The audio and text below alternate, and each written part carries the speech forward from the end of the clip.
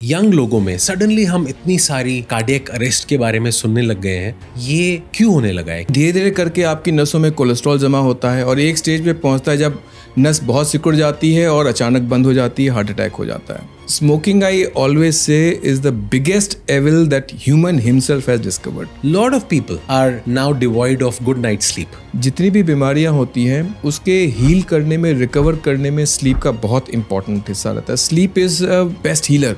अगर मुझे चेस्ट में दर्द होता है तो ही प्रॉब्लम है। साइलेंट हार्ट अटैक एक बहुत ही कॉमन प्रॉब्लम है, बट जो महसूस होने वाले सिम्टम्स होते हैं वो वैसे नहीं होते जैसे आपकी इमेजिनेशन में है। आपकी इमेजिनेशन में होता है कि मेरे को छाती में बहुत तेज दर्द हुआ तभी हार्ट अटैक हुआ। कई बार आपको सिर्फ थोड़ी घबराहट हुई, थोड़ा पसीना आया, छाती में जलन सी हुई जिसको हमने गैस की तकलीफ मान के इग्नोर कर दिया, बाद में पता चला कि वो हार्ट अटैक का एपिसोड था।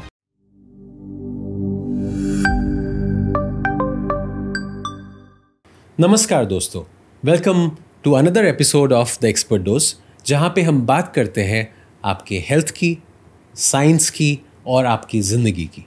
मैं हूं डॉक्टर राजीव, आपका होस्ट, एंड आज हम बात करने वाले हैं एक बहुत इम्पॉर्टेंट टॉपिक पे जो कि कुछ हद तक शॉकिंग भी है और हमें काफ़ी सोबर डाउन भी करता है। एक लड़की जो स्टेज पे अपने कॉलेज पे स्पीच दे रही थी, बहुत energetic, confident, and suddenly she falls flat on her face.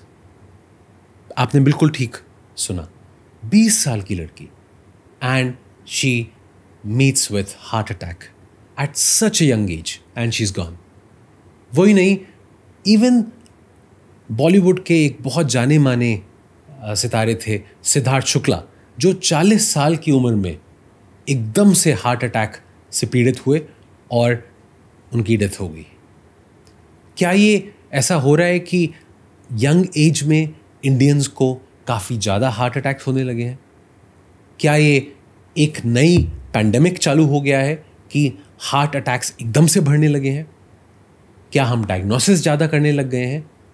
आइए जानते हैं आज के इस एपिसोड में, जहाँ पे हैं हमारे साथ doctor Rakesh Rai Sapra, who is director cardiology at Marengo Asia hospital, Faridabad.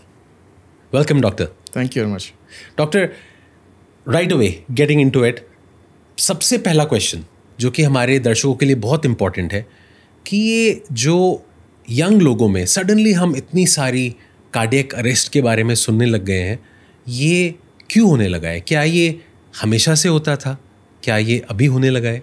देखिए, ओवरऑल इन जनरल अगर हम हार्ट अटैक की बात करें तो जनरल कंसेप्ट हार्ट अटैक का जनरल पॉपुलेशन में और इवन मेडिकल फेटर्निटी में भी देखा जाए तो this is suppose to be a disease of ageing population. कम उम्र में ये बीमारी जनरली नहीं होनी चाहिए, क्योंकि धीरे धीरे करके आपकी नसों में कोलेस्ट्रॉल जमा होता है और एक स्टेज पे पहुंचता है जब नस बहुत सिकुड़ जाती है और अचानक बंद हो जाती है, हार्ट अटैक हो जाता है।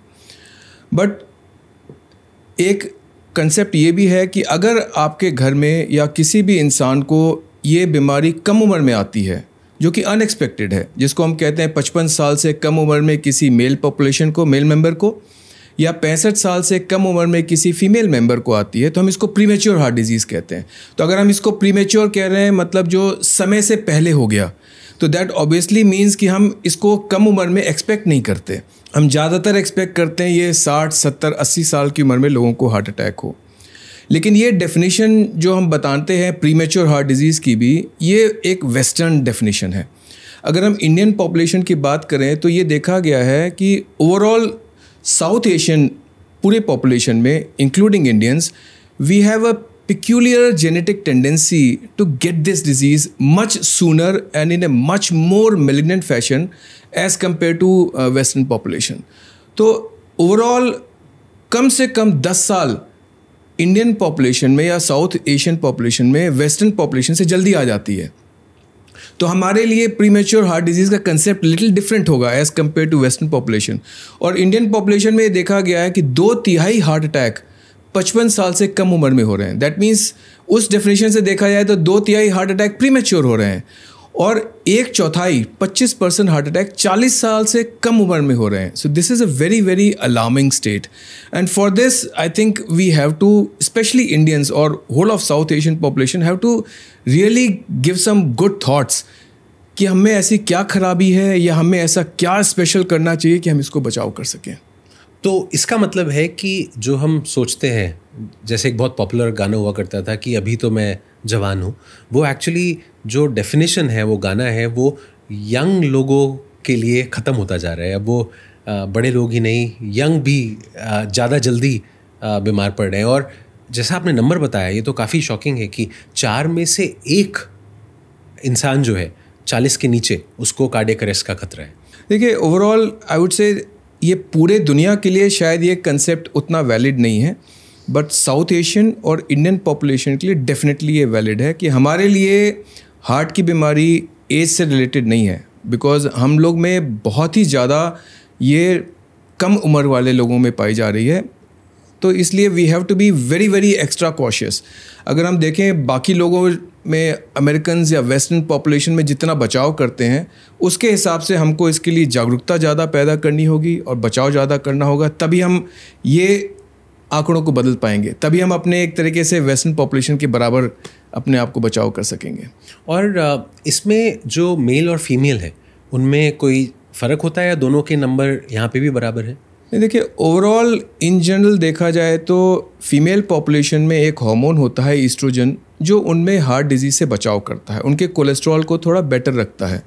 तो उस पॉइंट ऑफ व्यू से हम ये एक्सपेक्ट करते हैं, खास करके प्री मेनोपॉजल स्टेट में, कि फीमेल्स को हार्ट की बीमारी होने का चांस बहुत कम है। बट जैसे मैंने बताया, साउथ एशियन और इंडियन पॉपुलेशन में बिकॉज ऑफ जेनेटिक प्रीडिस्पोजिशन हमें ये बीमारी जल्दी हो रही है, और ऐसा फीमेल्स में भी होता है।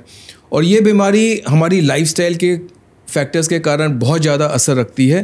तो जो लाइफस्टाइल बुरी आदतें हैं, जो कि हम ज़्यादातर सोचते थे कि ये सिर्फ मेल मेंबर्स ही यूज़ करते हैं, आजकल फीमेल्स भी उन तरह की आदतों से बहुत ज़्यादा कॉमनली प्रेवलेंट हो गई हैं। तो उस पॉइंट ऑफ व्यू से अब ये सेक्स डिफरेंस उतना नहीं रहा, अब फीमेल्स में भी कम उम्र में ये प्रॉब्लम ज़्यादा आने लग गई है। इनफैक्ट एक इम्पॉर्टेंट पॉइंट ये भी है कि as compare to male population, female population में अगर हार्ट अटैक होता है तो उसके कारण डेथ होने के चांसेस मेल से ज़्यादा पाए गए हैं, partly maybe because of different physical build, so they are not very expressive, very vocal about their symptoms, so they hide their symptoms and that leads to delayed presentation। और ये बीमारी अगर समय पे इलाज नहीं हो तो डेफिनेटली उसके कारण डेथ होने के चांसेस ज़्यादा हो जाते हैं। तो फीमेल पॉपुलेशन में ये एक्चुअली ज़्यादा हार्मफुल एस्पेक्ट हो जाता है कि उसमें डेथ इसके कारण ज़्यादा हो रही है। और मैंने एक रिपोर्ट पढ़ी थी, वाइट पेपर पढ़ा था एक जर्नल में, और उसमें उन्होंने फिजियोलॉजिकली ये भी बोला था कि जो यंग एज में, जैसे आपने बताया मेल फीमेल का फ़र्क, तो यंग एज में क्योंकि हार्ट में कोलैटरल्स नहीं बनते, तो वहाँ पे भी इम्पैक्ट हार्ट का बहुत, जब अटैक होता है तो उसका ज़्यादा होता है, वर्सेस ओल्डर एज में जहाँ पे कि हार्ट अटैक एक तरह से झेल जाते हैं, तो फिर एटलीस्ट एक मौका मिल जाता है बचाने का। इसका एक साइंटिफिक लॉजिक है, जो ओल्डर एज में हार्ट अटैक होता है उसमें नसों में ब्लॉकेज धीरे धीरे करके काफ़ी बढ़ चुका होता है। तो जब ब्लॉकेज आपका धीरे धीरे करके 50, 60, 70, 80, 90% के ब्लॉकेज में पहुंच जाते हैं, तब कोलेटरल्स बनना चालू होते हैं। तो जब किसी को अगर 90% के ब्लॉकेज होने के बाद अचानक 100% बंद हो, तो उसका हार्ट एक तरीके से प्रिपेयर्ड होता है उस अचानक बंद होने के लिए, क्योंकि उसमें ऑल्टरनेटिव रास्ते, जिसको आप कोलेटरल का नाम ले रहे हैं, वो बन चुके होते हैं। तो उसका हार्ट कहीं दूसरे रास्ते से खून पहुंच जाता है तो बचाव हो जाता है। लेकिन यंग पॉपुलेशन में अभी वो प्रिपरेशन नहीं हुई है।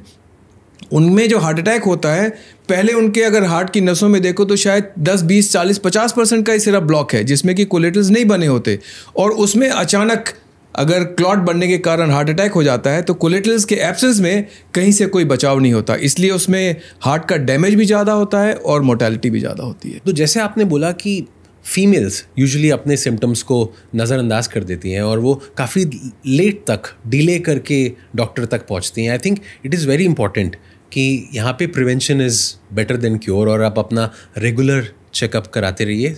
सिमिलर सिचुएशन हमें टियर 1 और टियर 2, 3 में भी दिखती है कि टियर 1 में क्योंकि जागरूकता ज़्यादा है, अवेयरनेस ज़्यादा है, तो लोग यूजुअली अपना फुल बॉडी हेल्थ चेकअप, जिसमें इवन एको, TMT, ये सब लोग कराते रहते हैं, तो उनको थोड़ा बहुत एक एज के बाद पता लगता रहता है। या जनरली आजकल पॉपुलेशन काफ़ी एक्टिव हो गई है, तो 30, 35, 40 पे लोग काफ़ी मैराथॉन्स भाग रहे हैं, उसके पहले चेकअप कराते हैं। आई थिंक वो भी बहुत इंपॉर्टेंट है कि आप अपने लाइफस्टाइल में एक प्रिवेंशन वाला पार्ट ज़रूर रखें और अपना स्क्रीनिंग कराते रहें। Absolutely, I quite agree. देखिए, ओवरऑल ये बीमारी ऐसी है कि इसमें जब सिम्टम्स मैनिफेस्ट होते हैं तब तक जनरली स्पीकिंग खास करके यंगर पॉपुलेशन में लेट हो जाता है, बिकॉज सिम्टम्स उनमें मैनिफेस्ट सिंपल जो एल्डर पॉपुलेशन में एंजाइना वाले सिम्टम्स होते हैं, क्योंकि इनमें यंगर पॉपुलेशन में ब्लॉकेज कम होती है तो वो सिम्टम्स जनरली नहीं आते। उनमें अचानक नस बंद होती है तो हार्ट अटैक वाले सिम्टम्स आते हैं। कई बार वो समझ नहीं पाते बिकॉज उन्होंने पहले वो एक्सपीरियंस नहीं किया होता, इसलिए वो शायद डिलेड प्रेजेंटेशन के कारण नज़रअंदाज कर देते हैं और लेट पहुंचते हैं हॉस्पिटल, डैमेज ज़्यादा हो जाता है। बट फिर भी ये जो प्रिवेंटिव चेकअप वाला जो कंसेप्ट है, लोगों में बचाव वाला कंसेप्ट है, ये बहुत कम पाया जाता है। डेफिनेटली टियर 2 टियर 3 में कम पाया जाता है क्योंकि वहाँ पे तकलीफ़ होने के बाद ही आप हॉस्पिटल पहुँचते हैं। बट फिर भी ज़्यादातर जो मैंने अपने पर्सनल प्रैक्टिस में भी ऑब्जर्व किया है कि लोगों को एक बार हार्ट अटैक हो जाता है तब वो सारी आदतें बहुत अच्छे से इम्प्लीमेंट करने लग जाते हैं। They become like ideal students, हर चीज़ को बड़े ध्यान से रखते हैं, खाना पीना, बुरी आदतें सब छोड़ देते हैं। But by the time they have already suffered, उनका हार्ट का फंक्शन पहले ही ख़राब हो चुका है। If they only do this before they suffer, which can happen by, let's say हम एक एज कट ऑफ बना लें कि हाँ इस उम्र के बाद हमको कुछ रेगुलर चेकअप करना चाहिए। चेकअप तो दूर या बाद की बात, उससे पहले कम से कम बचाव तो करना चाहिए। बचाव की आदत तो शायद हमको स्कूल एज में पढ़ानी चाहिए, स्कूल में सिखाना चाहिए, because that is the time जब आपकी नसों में एक्चुअली कोलेस्ट्रॉल जमना चालू होता है। ये कोलेस्ट्रॉल जमना 40 साल की उम्र के बाद नहीं चालू होता। अगर आप साइंटिफिकली भी देखें तो कोलेस्ट्रॉल आपकी नसों में पहले डिकेड में, मतलब 10 साल की उम्र में चालू हो जाता है। तो हम इसका बचाव 40 साल की उम्र में या चेकअप 25 साल की उम्र में क्यों करें, हम पहले बचपन में क्यों नहीं करें, which actually is the primary thing that we should advocate younger population, that you should not wait for symptoms, you should do prevention and do regular checkups. बिल्कुल। और इसका खाली वही हेल्थ का जो एक जने की यंग एज में अगर इफ़ेक्ट हो रहा है तो खाली इमोशनल ये डैमेज नहीं है, बट इमोशनल और इकोनॉमिक है, क्योंकि वो जो यंग पर्सन है, चाहे वो लड़का है या लड़की है, बट वो एक्चुअली अपने फैमिली को कहीं ना कहीं से किसी ना किसी तरीके से सपोर्ट कर रहा है। That is the prime of the life. I mean that is the time when they are actually suppose to grow and support their family. So उस समय कुछ भी ऐसा हादसा हो, it's a very very horrible thing to happen. No, it's very important. और दर्शकों, आप लोगों के लिए ये एक क्यू है, जैसे ही आप एक पर्टिकुलर एज में आते हैं, 30 साल के होते हैं, 35 साल के होते हैं, आप अपनी स्क्रीनिंग चालू कर दीजिए। अगर आपके घर में कोई भी कार्डियक इवेंट हुआ है, कहीं पे भी आपके बुज़ुर्गों में, आपके पेरेंट्स में, आपके ग्रैंड पेरेंट्स में, तो आप इवन मोर ससेप्टेबल हो, तो आप अपनी स्क्रीनिंग पे ज़्यादा ध्यान दीजिए और डॉक्टर की ज़रूर सुने। और अगर आपको थोड़ा सा भी डाउट है तो अपने डॉक्टर से ज़रूर बात करें। तो जैसे हमने अभी बात करी कि फीमेल्स और मेल जो हैं उनको बराबर लगभग तरीके से हो रहा है, साथ में टियर 1, टियर 2, टियर 3 में कैसे स्क्रीनिंग्स में फ़र्क है, कैसे नंबर्स हमारे एटलीस्ट एविडेंटली लग रहा है बढ़ रहे हैं, तो इसमें कितनी सच्चाई है? क्या हम पहले डायग्नोस्टिक्स और भी कम यूज़ करते थे कि सडनली हम ज़्यादा डायग्नोसिस करने लग गए हैं, या कि ये पहले भी बीमारी थी और अब भी है, या फिर कि क्या हम अब एक्चुअली ज़्यादा वल्नरेबल हो गए हैं जबकि टेक्नोलॉजी अच्छी हो गई है, हमारी अवेयरनेस बढ़ गई है हर लेवल पे, लेकिन जो बीमारी है, दिल की बीमारी, ये बढ़ती जा रही है। क्या सोचते हैं आप डॉक्टर इसके बारे में? डेफिनेटली देखिए, जहाँ मैं साउथ एशियन और इंडियन पॉपुलेशन में जेनेटिक प्रीडिस्पोजिशन की बात कर रहा हूँ, उसको वेस्टर्न पॉपुलेशन से कंपेयर कर रहा हूँ, तो ये कोई नई चीज़ तो नहीं हो सकती, क्योंकि जीन्स तो हमारे दादा परदादा के टाइम से ही आ रहे हैं। तो हमारे जितना हम एक्सपोज्ड हैं, जितना हम वल्नरेबल हैं, शायद हमारे दादा परदादा भी रहे होंगे, लेकिन उस ज़माने में डेफिनेटली इतना ज़्यादा कम उम्र में हार्ट अटैक का देखा नहीं जाता था अकरेंस। इनफैक्ट अगर देखा जाए तो अगर मैं अपने मेडिकल स्कूल, अपने कॉलेज के टाइम की बात करूं, तो हम लोग के कॉलेज के टाइम में जब हम लोग पढ़ाई कर रहे थे, 30 साल की उम्र का अगर कोई लड़का आके बोलता था मेरे को छाती में दर्द है, तो हम तो बोलते थे गलत जगह आए हो, हार्ट डिपार्टमेंट में आने की ज़रूरत नहीं है, पहले आप मेडिसिन डिपार्टमेंट में जाओ, वहाँ अपना चेकअप कराओ, अगर वहाँ बाकी कुछ नहीं हो तो फिर आप हार्ट की बात करो। लेकिन आज की तारीख में जब आप देख रहे हो कि हार्ट अटैक 25-30 तो छोड़ो, 20 साल की उम्र में हो रहा है। इनफैक्ट मैंने यंगेस्ट हार्ट अटैक का ट्रीटमेंट जो कि 18 साल की उम्र के पेशेंट का। सो आई मीन आप इमेजिन नहीं कर सकते। तो डेफिनेटली कुछ तो फ़र्क है जीन्स के अलावा, और ये मेन फैक्टर जो हम लोग की पॉपुलेशन में हार्ट अटैक कम उम्र में ला रहा है, जीन्स को छोड़ के हम लोग का लाइफस्टाइल चेंज है। पहले के हिसाब से अभी का खाना पीना, अभी का फिज़िकल एक्टिविटी लेवल बहुत बदल गया है। तो ये मेजर फैक्टर है जिसके कारण हम लोग की पॉपुलेशन में कम एज में हार्ट अटैक बहुत ज़्यादा होने लग गए हैं। और जैसे वो आप बोल रहे हैं कि sitting is the new smoking.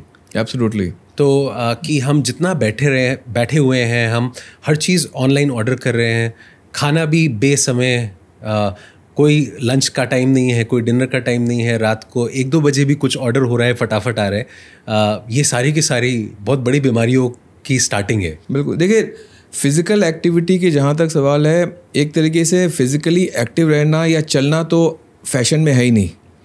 लोगों को ये पसंद नहीं आता। एक इनफैक्ट अब उसके भी फेजेस हो गए हैं।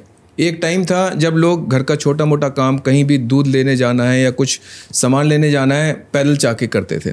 फिर आया कि पैदल जाना छोड़ दिया, स्कूटर से जाने लग गए। स्कूटर भी छोड़ दिया, इसमें किक मारनी पड़ती है, कार में बैठ के चले जाने लगे। आजकल तो कार भी निकालने की ज़रूरत नहीं पड़ती, घर में मोबाइल में बस ऐप में ऑर्डर किया, घर में आपको खाना, घर में आपकी ग्रॉसरी, सब कुछ घर में। तो उससे आपका स्क्रीन टाइम बढ़ता जा रहा है और फिज़िकल एक्टिविटी तो टोटली ख़त्म हो गई है एक तरीके से, which is a very very major factor leading to heart attacks in young. बिल्कुल। और साथ में ही जो हम खाना ऑर्डर कर रहे हैं वो भी पूरा तला हुआ, भुना हुआ, छोले भटूरे, चाट वाले आइटम, उसके साथ जितना घी और तेल जिसका कोई कंट्रोल नहीं है, या जो खाने के इंग्रेडिएंट्स हैं उन पे भी कोई कंट्रोल नहीं है, और स्वाद के चक्कर में और एक्सेसिबिलिटी के चक्कर में एक टर्म है कि अभी हम एक्सेस से प्रभावित हैं। नहीं, इनफैक्ट इसको तो मैं बोलूँगा कि ये जो इस टाइप का खाना जो यंगर पॉपुलेशन में बहुत ज़्यादा फेमस है, ये सिर्फ टेस्ट का ही फैक्टर नहीं है। इस टाइप के खाने का तो आजकल देखा जाए तो एक सोशल स्टेटस सिंबल बन गया है। आप रोज़ देखेंगे कोई ये पोस्ट करता है इतने बड़े बर्गर के साथ अपनी फ़ोटो खिंचा के, या इतने बड़े पिज़्ज़ा स्लाइस के साथ फ़ोटो खिंचा के, बिकॉज वो खाना आप शो ऑफ करना चाहते हो कि देखो मैं इतना हेल्दी हूँ, इतना वेल्दी हूँ, हेल्दी नहीं, इतना वेल्दी हूँ कि मैं इस टाइप का खाना खाता हूँ। अभी कभी आपने देखा कोई सोशल मीडिया पे पोस्ट कर रहा है एक सैलेड की प्लेट के साथ या एक सेब खाते हुए? कोई नहीं करता, बिकॉज लोग अपने आप को इससे अपनी इज्जत से कोरिलेट करते हैं कि अगर मैं ऐसा खाना खाता हूँ then I am a bigger person, I am a better person. So it's not only a matter of taste, it's a mindset which is different, so which has to change. People have to accept that this is wrong food, but before they accept that, they actually have to realize what is the importance of health. अपने आप को healthy रखना कितना important है। इस ऐसे prime time में आप ऐसी बीमारी से सफ़र करें जो कि आपकी पूरी लाइफस्टाइल ही लाइफ को ख़राब कर दे, फैमिली को ख़राब कर दे। This is something which people have to realise and understand.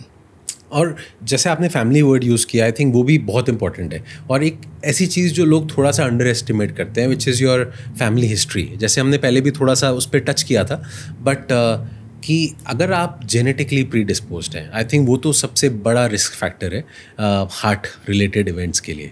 Absolutely. देखिए, फैमिली हिस्ट्री का हम लोग डेफिनेशन जो जनरली कहते हैं कि आपको हार्ट अटैक की फैमिली हिस्ट्री है, इसका मतलब आपके घर में किसी मेंबर को कम उम्र में हार्ट की बीमारी हुई है। अगर मेल मेंबर को 55 साल से कम उम्र में या फीमेल मेंबर को 65 साल से कम उम्र में बीमारी है, देन वी से you have a positive family history of heart disease. That means आप में दिल की बीमारी होने की टेंडेंसी दूसरे लोगों से ज़्यादा है।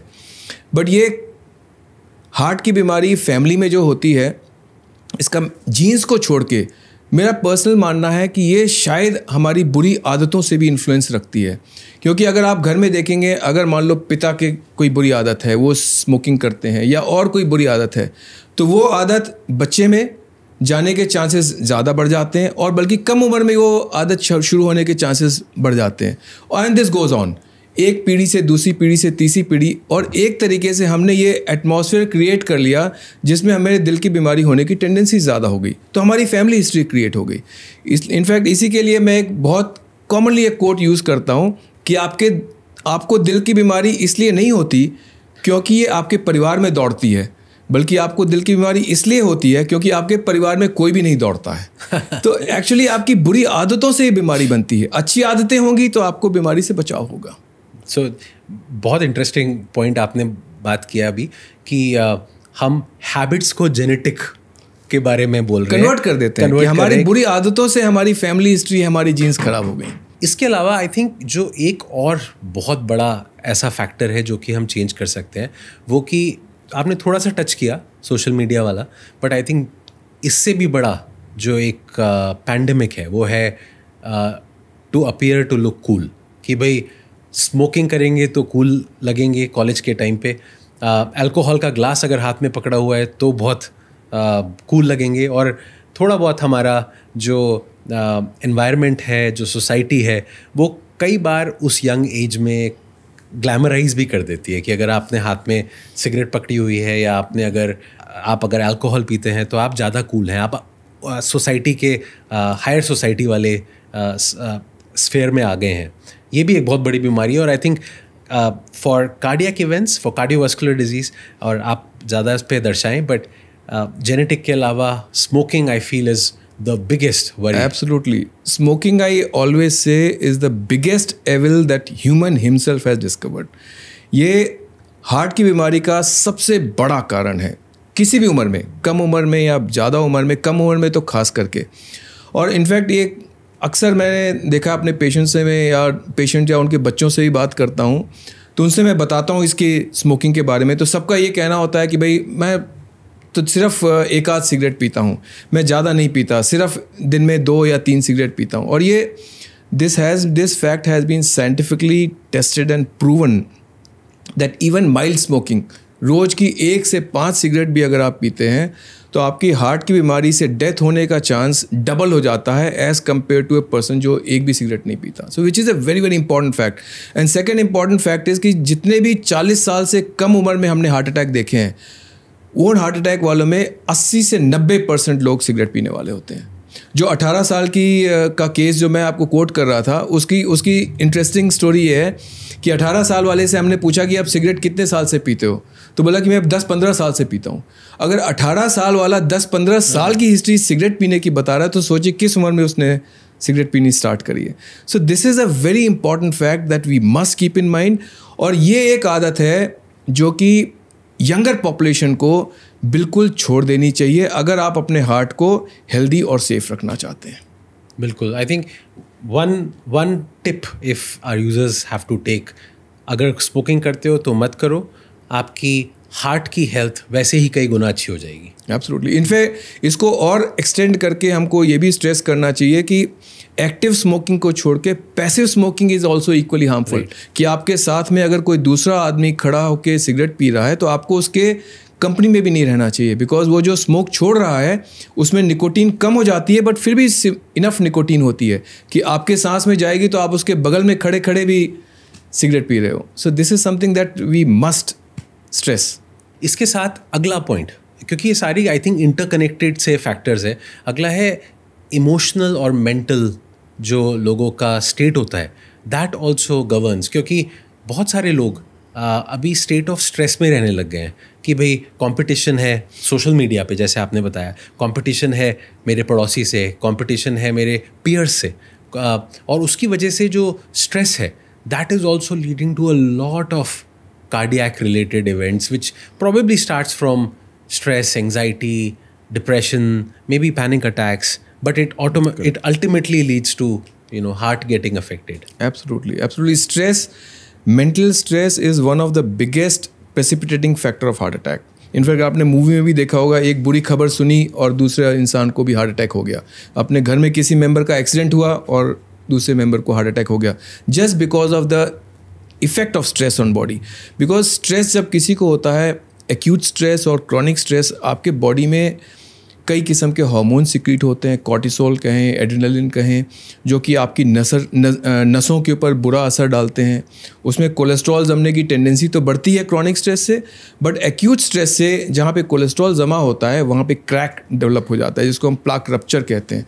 और जहाँ क्रैक डेवलप होता है वहाँ क्लॉट बन जाता है और हार्ट अटैक हो जाता है।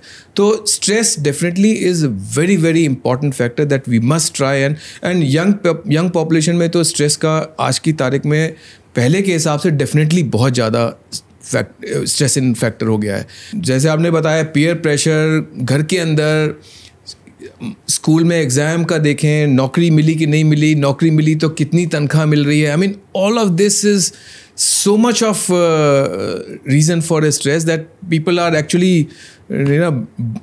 उसके अंदर दब के रह जाते हैं। So this is something that we must teach our population to, especially younger population, that they must try to learn to manage their stress. वही, और आई थिंक वो जो स्टेम करता है वो एक्सपेक्टेशन से स्टेम करता है, क्योंकि सबकी एक्सपेक्टेशंस अगेन सोशल मीडिया से और जितनी अवेयरनेस बढ़ती जा रही है उसमें इतनी ज़्यादा हो गई हैं कि इतनी कम एज पे कोई बिलियनियर बन रहा है, इतनी कम एज पे गाड़ी अच्छी आ गई है, तो उनको लगता है कि भाई अगर हम 25 साल से ऊपर क्रॉस कर रहे हैं तो हमारी ज़िंदगी का मतलब ही ख़त्म हो गया। तो आई थिंक वहाँ पे रियलिटी के साथ अपने आप को बांधना बहुत ज़रूरी है। And this also leads to my next factor which is sleep. Lot of people are now devoid of good night sleep. They are not sleeping well. रात भर वो स्क्रॉल करते रहते हैं अपने जो सोशल मीडिया को ऊपर नीचे, और फ़ोनों पे लगे रहते हैं।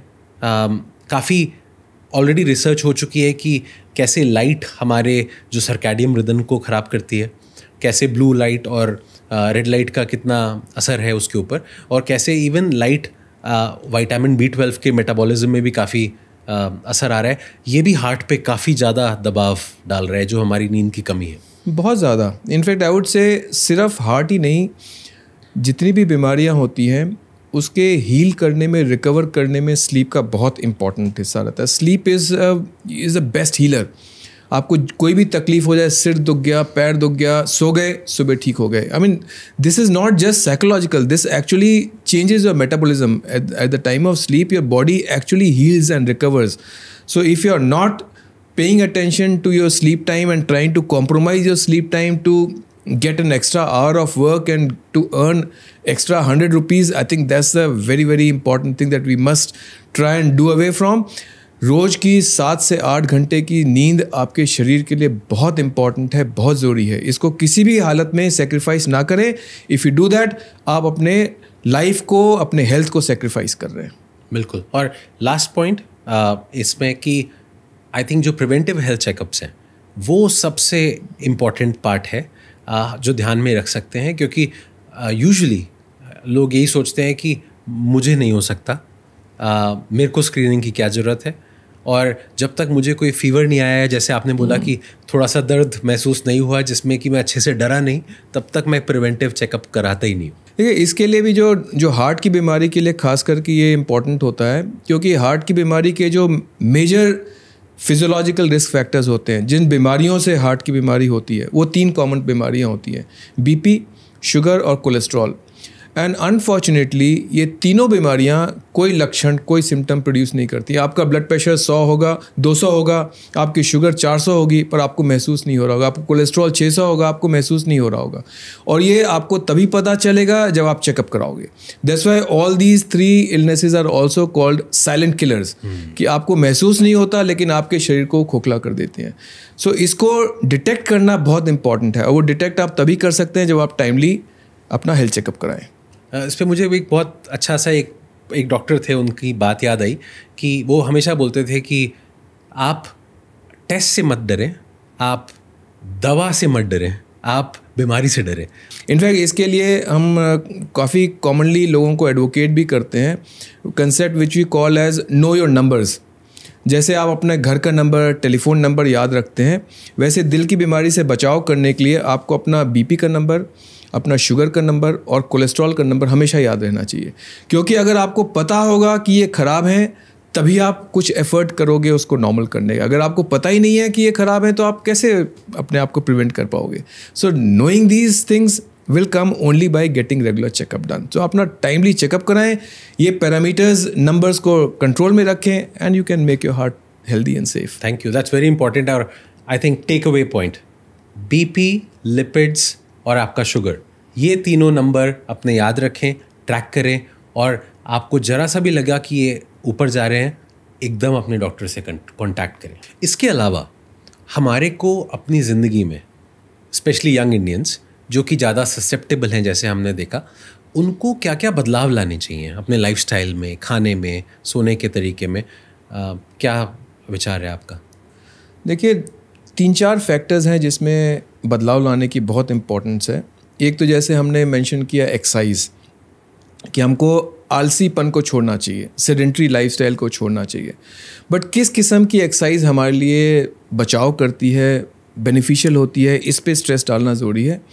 तो इसमें पीपल हैव टू अंडरस्टैंड कि हमको एक्सरसाइज करने के लिए कुछ स्पेशल इक्विपमेंट या किसी बहुत बड़े कॉम्पिटिटिव पार्टिसिपेशन की ज़रूरत नहीं होती, कि हमको रोज़ मैराथन दौड़ना है, इसकी ज़रूरत नहीं होती. किसी जिम में जाके हमको लाखों रुपए खर्च करने या लाखों रुपए की मशीन लाके हमको अपनी लाइफस्टाइल चेंज करना है, उसकी ज़रूरत नहीं है. सिंपल एरोबिक एक्टिविटी जो कि आप रोज़मर्रा ज़िंदगी में इंकॉर्पोरेट कर सकते हैं. कहें तो आप सिंपल चलने की बात कर लें. रोज़ आप आधा घंटा, पौन घंटा चलें, साइकिलिंग करें, स्विमिंग करें, कोई भी आउटडोर गेम खेलें, table tennis, lawn tennis, badminton, जो भी ये गेम अच्छा लगता हो. और ये आप बदलते रह सकते हैं, किसी दिन ये कर लिया, किसी दिन वो कर लिया. लेकिन ये इम्पॉर्टेंट है कि ये फिज़िकल एक्टिविटी का डेली लाइफ में इंकॉर्पोरेट करना बहुत इंपॉर्टेंट है. ऐसा हम नहीं कर सकते कि हमने हफ्ते भर तो काम किया और संडे को सिर्फ एक्सरसाइज कर रहे हैं, या पूरे महीने भर की एक्सरसाइज एक दिन में कर रहे हैं. उससे आपको नुकसान होगा. Unaccustomed physical activity becomes more harmful. इसलिए कई बार आपने सुना होगा कि जिम में एक्सरसाइज करता हुआ हार्ट अटैक हो गया. That is largely because his body was not use to, उसका स्टेमिना नहीं था वो. तो उसके लिए आपको डेली लाइफ में कुछ फिजिकल एक्टिविटी डालना बहुत इंपॉर्टेंट है. कोई भी फिजिकल एक्टिविटी डालें, बट एरोबिक डालें, जिसमें कि आपको थोड़ा चलना फिरना हो, थोड़ा सांस फूले, थोड़ा पसीना आए, जिससे कि आपकी धड़कन थोड़ी सी बढ़े. इससे आपका स्टेमिना इंप्रूव करेगा और आपके हार्ट को बचाव होगा. But this must be A daily habit. Second thing is diet. Diet में हमने ये तो सबको बता देते हैं कि ये नहीं खाना, ये नहीं खाना. बट एक चीज़ हम लोग अक्सर भूल जाते हैं उनको बताना, कि आप ऐसी क्या चीज़ खाएं जिससे आपको हार्ट अटैक से बचाव हो सकता है. इसके लिए सबसे कॉमन चीज़ हम लोग जो बताना चाहते हैं सबको, उसको हम लोग मेडिकल में एक टर्म यूज़ करते हैं, we call it rainbow diet. Rainbow diet मतलब जैसे रेनबो में आपने देखा होगा 7 रंग होते हैं. अगर आप खाने की प्लेट में उस तरह के रंग बिरंगे नेचुरल कलर्स वाले फूड आइटम डालें, जो कि हरी सब्जियों से आएगा, रंगीन फलों से आएगा, नट से आएगा, सीड से आएगा, इस तरह के अगर आप अपने खाने में इंक्लूड करें डेली हैबिट पे, एक कच्ची सब्जी, एक कच्चा फल रोज़ खाएं, तो आप में बेसिकली इन सब चीज़ों में एक आइटम होता है जिसको हम मेडिकली कहते हैं एंटीऑक्सीडेंट, जो कि आपकी नसों में कोलेस्ट्रॉल जमने की आदत को की चांसेस को बचाता है. So this type of colourful vegetarian सब्जी और फलों वाला डाइट बहुत इंपॉर्टेंट है. इनफैक्ट ये साइंटिफिकली देखा गया है कि अगर आप रोज़ 2 से 3 हेल्पिंग सब्जी और फल की खाते हैं, आपके हार्ट अटैक होने का चांस सिर्फ इसी आदत से 25 से 30% कम हो जाता है, सिर्फ choosing the right type of food. So this is very very important. Cigarette smoking की तो हम बात कर चुके हैं कि that is something that we must completely quit. एक इम्पॉर्टेंट फैक्टर जो यंगर पॉपुलेशन में, या जैसे मैंने बताया कि हर एज में होता है, इफ़ेक्ट ऑफ मेंटल स्ट्रेस. एक चीज़ ये भी जानना ज़रूरी है कि आपकी ज़िंदगी बिना मेंटल स्ट्रेस के पॉसिबल नहीं है. किसी भी कारण का स्ट्रेस हो, चाहे वो पीयर प्रेशर कह लें, या स्कूल का, नौकरी का, तनख्वाह का, किसी का भी स्ट्रेस कह लें, नाम बदलता रहेगा, लेकिन आपकी सारी उम्र कोई ना कोई स्ट्रेस आपके साथ रहेगा. तो ज़िंदगी स्ट्रेस के बगैर जीने की कोशिश करना, I would say, is a impossible task. What we need to learn is how to manage this stress, कि इस स्ट्रेस का आपके दिल के ऊपर बुरा असर ना पड़े. आपका एक्सेप्टेंस हो जाए कि कोई भी स्ट्रेसफुल फैक्टर हो, अगर आप उसको एक्सेप्ट कर लो तो आपका आधा बुरा असर तो हट गया, और उसके साथ अगर आपने कुछ अच्छी आदतें डाल ली स्ट्रेस को मैनेज करने के लिए, तो आप अपने हार्ट को आपने प्रोटेक्ट कर लिया। तो ऐसी क्या चीज़ें हैं जिससे कि आप स्ट्रेस को मैनेज कर सकते हैं? कॉमन चीज़ें, एक्सरसाइज, योगा। सारी दुनिया को इंडियंस ने योगा सिखा दिया, लेकिन खुद की डेली लाइफ में उसको प्रैक्टिस नहीं करते। सिंपल हॉबीज़, किसी को कुछ पसंद है, किसी को म्यूज़िक पसंद है, किसी को पेंटिंग पसंद है, किसी को गाना पसंद है, खाना बनाना पसंद है। कोई भी आपकी हॉबी हो, इसको आप अपने डेली लाइफ में इंकॉर्पोरेट करें। उससे आपका माइंड डिस्ट्रैक्ट होता है, मेंटल रोज़मर्रा की ज़िंदगी के टेंशन से डिस्ट्रैक्ट होता है, and that is what is cooling is required, that is what makes your heart safer and healthier. So this type of engagement into some type of hobby is very very important. एक हम लोग common कहते हैं communicate. अगर आपको कोई भी stress पड़ रहा है, उसको अपने अंदर ना रखें, अपने दिल के अंदर ना दबा के रखें। अपने घर वालों को, दोस्तों को, किसी को भी, अपने बच्चे को, किसी को भी वो स्ट्रेस बता दो। वो शायद आपकी मदद नहीं कर पाएंगे उसको सॉल्व करने में, कि आपके ऑफिस का टेंशन आपकी वाइफ या बच्चे नहीं सॉल्व कर पाएंगे, लेकिन वो डिस्कस करने से, वो शेयर करने से आपका मेंटल स्ट्रेस कम हो जाता है, उसका एक्सेप्टेंस बढ़ जाता है। आप कोई फेलियर को ज़्यादा अच्छे से एक्सेप्ट कर पाते हैं, और जब एक्सेप्टेंस आता है आपको जनरली कोई ना कोई सोल्यूशन समझ में आ जाता है। और लास्टली, अगर कुछ भी नहीं कर पा रहे हो, हंसो। Laughter is always consider the best medicine. भले ही आप अपनी इस लाचारी पे हंस लो कि मैं देखो ऐसी प्रॉब्लम से निकल नहीं पा रहा हूँ, लेकिन उससे आपके हार्ट के ऊपर उसका बुरा असर कम हो जाएगा और आपका हार्ट सेफ हो जाएगा। So these simple tips are good enough. थोड़ा सा डाइट में चूज़ करें, रेगुलर एक्सरसाइज करें, मेंटल स्ट्रेस को मैनेज करें, समय पे अच्छा सोएं, it's good enough. If you follow these simple tricks, your heart is safe and healthy. ठीक है। और इसमें मैं एक पॉइंट ऐड कर दूंगा कि इतना सारा हम अपना फ़ोन पे टाइम स्पेंड करते हैं, बट अगर हम कुछ काम के ऐप्स, जैसे कई सारे मेडिटेशन वाले ऐप्स आते हैं, कई सारे और भी अच्छी ब्रीदिंग टेक्निक्स दिखाते हैं, कई बार इवन CBT के भी, कॉग्निटिव बिहेवियरल थेरेपी के भी ऐप्स आ गए हैं, अगर हम उनको यूज़ कर लें। आप अपने फ़ोन से अपने हार्ट रेट कितनी धड़कन बढ़ी, आपने कितने कदम चले, कितनी एक्सरसाइज करी, कितनी बार सीढ़ी चढ़े, I mean all this can be monitor. So you actually can have a healthy use of the same instrument which you have been using for other purposes. सो इसको यूज़ करें तो you can actually make it very very useful. कोई खास दवाइयाँ या supplements या generally कई सारी आजकल लॉन्जिविटी का भी नाम काफ़ी आ रहा है फ्रेटर्निटी में, तो क्या लॉन्जिविटी के लिए, because longevity is ultimately body के कौन से वाले ऑर्गन को बचा के कितना लंबे तक हम चला सकते हैं, कोई दवाइयों का भी कोई इसमें रोल है? देखिए, दवाइयों का जहाँ तक हम बात करें, हर दवाई का फ़ायदा होता है तो उसके साइड इफ़ेक्ट्स भी होते हैं।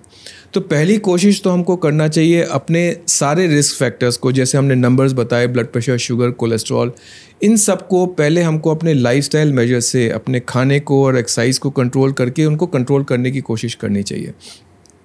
लेकिन अगर उसके बावजूद आपके नंबर्स कंट्रोल में नहीं आए, तो उस समय फिर हमको मेडिकल हेल्प लेने के लिए, दवाइयों का यूज़ करने के लिए हेजिटेट नहीं करना चाहिए, because keeping these numbers in control is very very important. अगर ये नंबर आप कंट्रोल में रखेंगे तभी आप हार्ट को सेफ रख पाएंगे। तो उस चीज़ के लिए हमको दवाइयों से हेजिटेट नहीं करना चाहिए। जितना कोशिश करें अवॉइड करने का, बहुत अच्छा है, लेकिन अगर एक लिमिट के बाद आपको लगे कि नहीं, कंट्रोल नहीं हो पा रहा है, do consult your doctor, get these numbers control, take whatever medication your doctor prescribes. In fact एक दवाई कॉमनली हम लोग पहले प्रिस्क्राइब करते थे, low dose of aspirin. Aspirin एक ब्लड थिनर की तरह काम करता है जो हार्ट की नसों में क्लॉट जमने से बचाव करता है। इनफैक्ट एक टाइम पे इतना पॉपुलर हो गया था इसका यूज़ कि हम लोग कहते थे 40 साल से बड़ी उम्र में हर इंसान को एस्प्रिन लेना चालू कर देना चाहिए। बट उससे ये पाया गया कि इससे जो ब्लीडिंग रिस्क होता है वो बहुत बढ़ जाता है, which actually outweighs any benefit that this aspirin can give to protect your heart. That's why this is no longer a routine recommendation. You must consult your doctor, and only if doctor prescribes aspirin based on your risk factors, कि अगर आप में sugar की बीमारी है, blood pressure भी है, cholesterol भी है, स्मोकिंग भी है, अगर रिस्क फैक्टर्स बहुत सारा है, फैमिली हिस्ट्री है, then doctor may prescribe to add aspirin to your preventive measure. Otherwise, focus on diet and exercise. If that is not enough, take doctors help to control your numbers, blood pressure, sugar and cholesterol. Aspirin only if doctor prescribes. Thank you so much, this is very very helpful.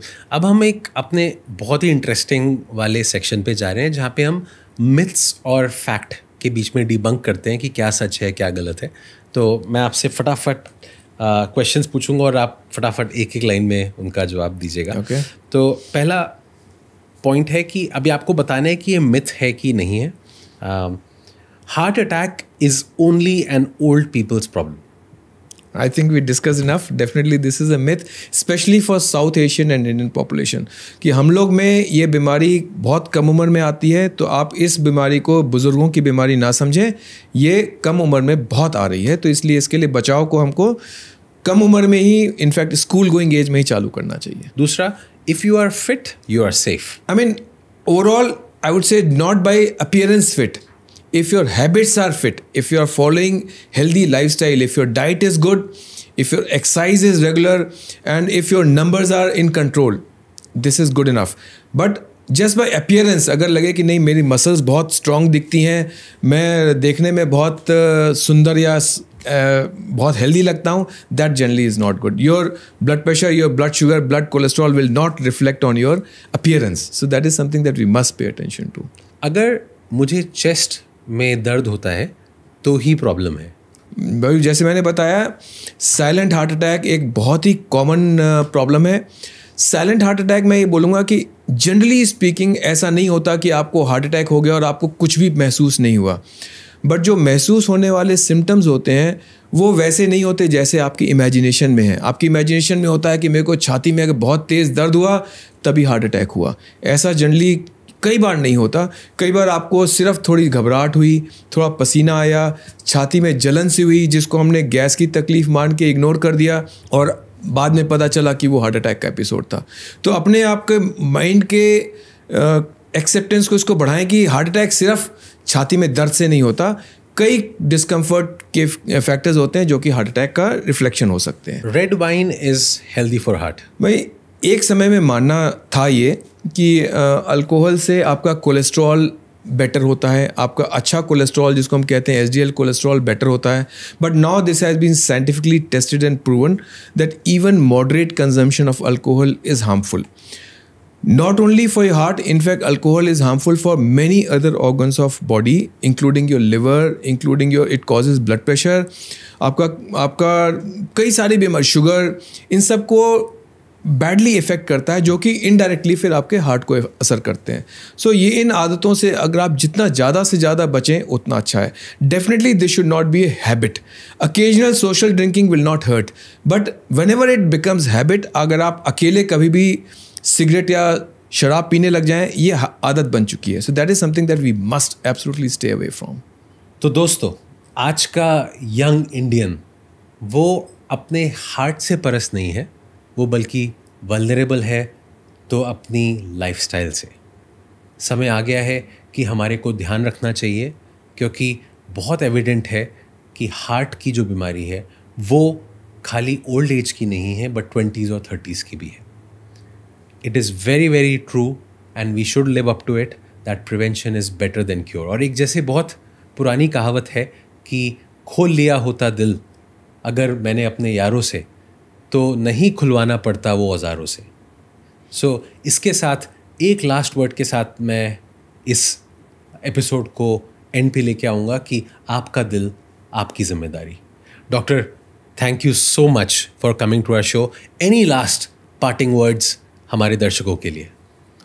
Well, I would say more like motivating message that I would like to give to younger population.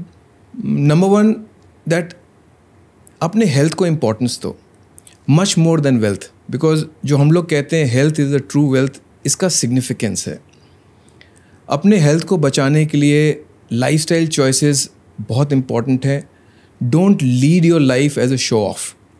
अपने health के लिए अपने lifestyle choices को बहुत अच्छे से चुनो, because ये दिल की बीमारी है जिसको हम कहते हैं चॉइस की बीमारी है. आप चाहो तो अपने दिल को स्वस्थ रख सकते हो, चाहो तो अपने दिल को बीमार कर सकते हो.